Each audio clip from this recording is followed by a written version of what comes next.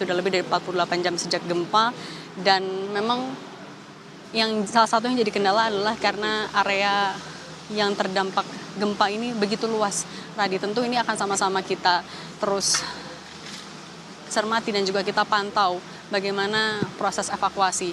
Saya juga akan sekaligus nanti menunjukkan ya Radi bagaimana proses evakuasi ini dilakukan oleh berbagai tim gabungan sudah sejak hari Selasa pagi kemarin Radi.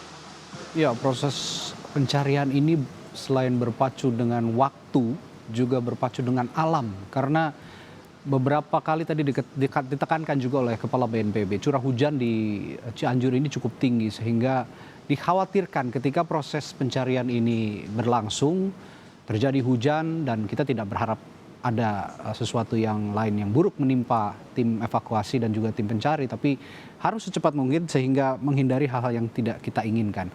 Anda tadi mengatakan Cindy bahwa fokus pencarian ini ada di beberapa titik dan juga pencariannya sebenarnya wilayahnya cukup besar. Namun adakah prioritas titik yang difokuskan oleh tim pencari yang saat ini sedang bekerja begitu Cindy?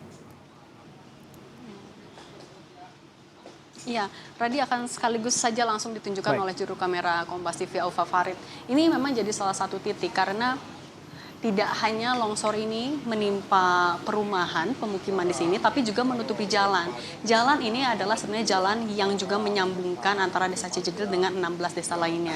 Jadi sebenarnya yang juga memprihatinkan sekali adalah kemarin sempat ditemukan 6 orang korban, tapi dari beberapa korban itu ternyata ketika diidentifikasi bukan warga yang rumahnya terkena longsor, tapi justru adalah warga yang tengah melintasi jalan, kemudian ketika gempa ia turut terdampak longsor.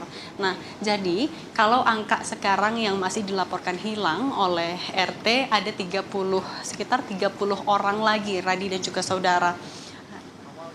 Dan sebenarnya waktu hari Senin malam kemarin kami juga sempat ke sini mewawancarai perangkat RT, ada 40 orang yang dilaporkan hilang tapi sudah ada yang ketemu, ada juga yang dinyatakan sudah meninggal dunia dan sisa masih ada 30 orang lagi yang dilaporkan hilang. Jadi tapi dari angka 30 itu sekali lagi tidak menutup kemungkinan masih ada korban yang tertimbun karena sekali lagi ini adalah jalur yang menyambungkan dengan 16 desa. Pengendara bisa lewat sini, pejalan kaki, kemudian juga apabila ada orang yang berjualan mereka bisa lewat sini. Ada beberapa cara sebenarnya yang bisa dilakukan dan tengah dilakukan oleh tim gabungan. Yang pertama, manual dengan menggunakan cangkul. Tadi kami lihat juga dari TNI tengah menyiapkan cangkul. Kemudian yang kedua bisa menggunakan air untuk disiram, tapi kalau untuk cara yang kedua ini sejauh ini belum dilakukan karena butuh volume air yang besar.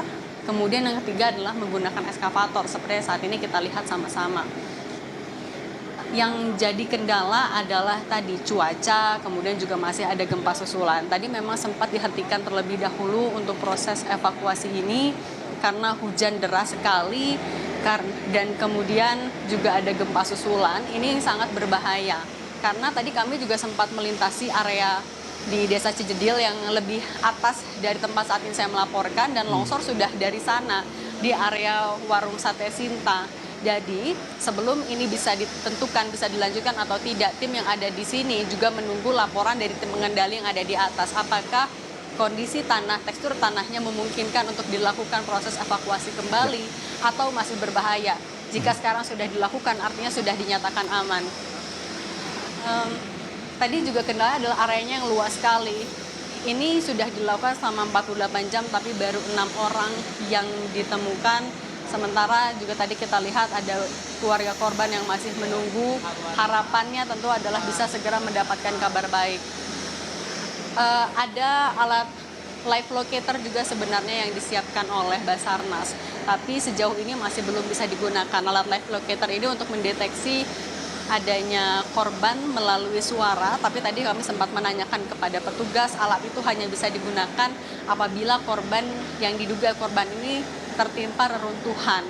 Jadi cara kerjanya juga tim akan memanggil nama korban, kemudian apabila merespon korbannya menggunakan apapun itu nanti akan terdengar secara jelas sehingga bisa dilakukan pencarian. Tapi kalau untuk di area longsoran tanah, alat live locator itu tidak bisa digunakan.